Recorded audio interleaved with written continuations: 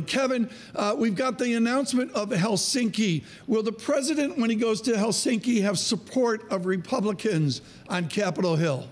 Well, I think that in order to meet with Russian President Vladimir Putin, I think that there will be deep skepticism from many Republicans, including the likes of Senator Lindsey Graham, a Republican from South Carolina, who are going to press this administration to make sure that they have a coherent plan and strategy before meeting with Russian President Vladimir Putin. But look, we're expecting the formal announcement to be sometime this day, later today, but the administration quietly for months has been laying this groundwork. Let's bring up Eli Lake. This is a scathing op-ed piece from Bloomberg Opinion. Lake is clearly no supporter of this. Why Trump shouldn't meet Putin. Last summer, when the president met with Mr. Putin on the sidelines of the G20 summit, he briefly agreed to a U.S.-Russian cybersecurity task force, an idea as ridiculous as an anti-narcotics commission headed by El Chapo. And then he goes on with a classic phrase, really one of the great phrases of the administration. You think our country's so innocent, Trump responded. It ends up with an interesting idea,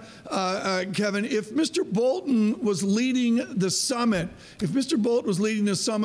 Putin, the U.S. would be in good hands. He understands that Bolton understands that Putin is a liar and a killer. But that's the point, Kevin. Nobody can control the president at these summits, whether it's Singapore or Helsinki. Correct, but I think that the president was very much on script in Singapore. Whether or not there's that same level of predictability with Russian President Vladimir Putin, we just don't know. I would also note that the political implications of this, the photo op of President Trump with Russian President Vladimir Putin, pose a significant political risk, especially as the Mueller probe continues.